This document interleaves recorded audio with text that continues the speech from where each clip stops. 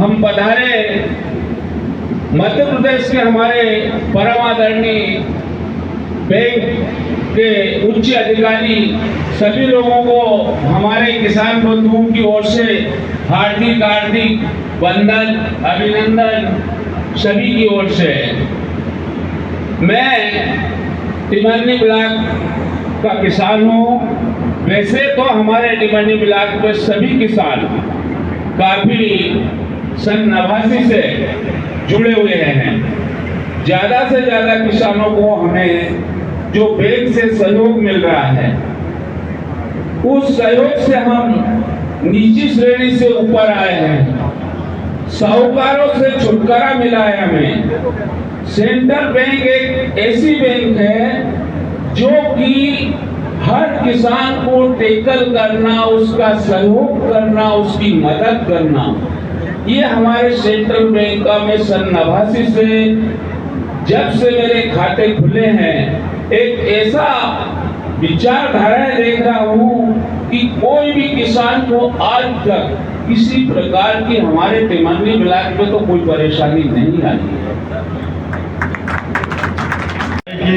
और आप वाकई में तब के कस्टमर हैं जब मैं मतलब कहना चाहिए जिस साल में पैदा हुआ उसी साल से आप मेरे बैंक के कस्टमर हैं।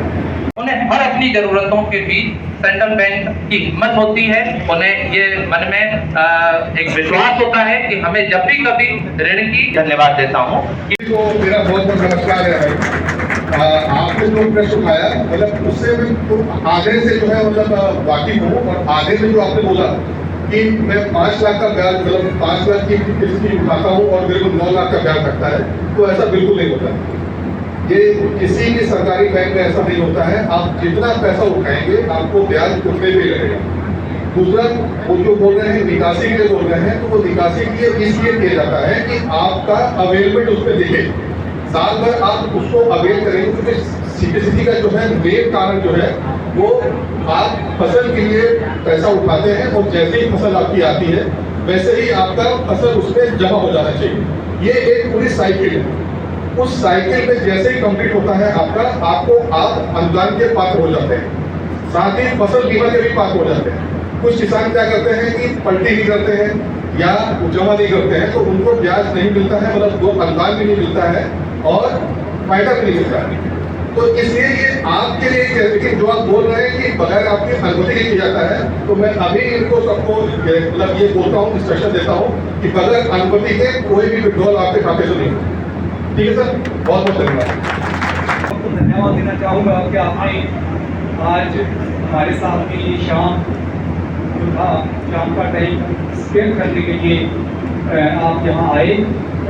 सेंट्रल बैंक स्टेट का लीड बैंक और हमारे ऊपर ये बैंक की जिम्मेवारी है, तो हमारा पर्पस यही था कि जो हमारी जैसे हमारे प्रधानमंत्री का सपना है किसानों की आमदन को कैसे बढ़ाया जाए, उसके लिए सेंट्रल बैंक की जो स्टैंड है उसमें शामिल हुआ है। अब आमदन कैसे बढ़ा सकते हैं, इसमें मेरे भी जो भी मतलब 2 तरीके हो सकते हैं। एक तो हमारी जो किसान की फसल है उसका फुल बहुत ज़्यादा हो जाए, अब उसका भी कुछ लिमिटेशन हो सकती है, सरकार की अपनी लिमिटेशन होगी। जहाँ तो हमारे पास जमीन इतना ज़्यादा हो जाए कि भाई मेरे एक किसान 100, 200, 500 एकड़ भी हो, वो भी पॉसिबल नहीं है।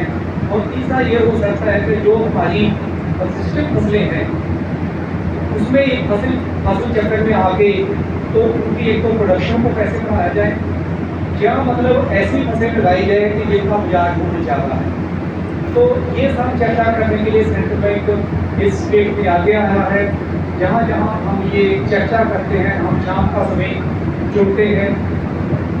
शाम का समय इसलिए कि हमारे किसान बंधु दिन भर में अपने खेतों में काम करेंगे, तो हमारा ये मानना है कि शाम का जो टाइम है वो किसान के लिए थोड़ा स्पेयर रहेगा, तो हम इसके बातचीत अच्छी तरह कर पाते हैं। जब ये चर्चा करते हैं तो किसान सबसे पहले बात सुनते हैं। मैं मानता हूँ कि हमारे शाखाओं में बहुत सारी कमियाँ रही होगी, तो जब हम आपसे बात करते हैं, आपकी बात सुनते हैं, तो हमें पता चलता है कि हमें कहाँ कहाँ सुधार की आवश्यकता है। इसके अलावा हम अलग अलग डिपार्टमेंट जैसे खेती बाड़ी डिपार्टमेंट के एक्सपर्ट्स, डिस्ट्रिक्ट एग्रीकल्चर ऑफिसर, या इसके अलावा जो एनिमल हस्बेंड्री के हैं वो उनको अधिकारी को भी इस संध्या में इन्वाइट करते हैं, रिक्वेस्ट करते हैं यहाँ आने के लिए, और वो आते हैं तो आप सबके साथ संवाद करते हैं।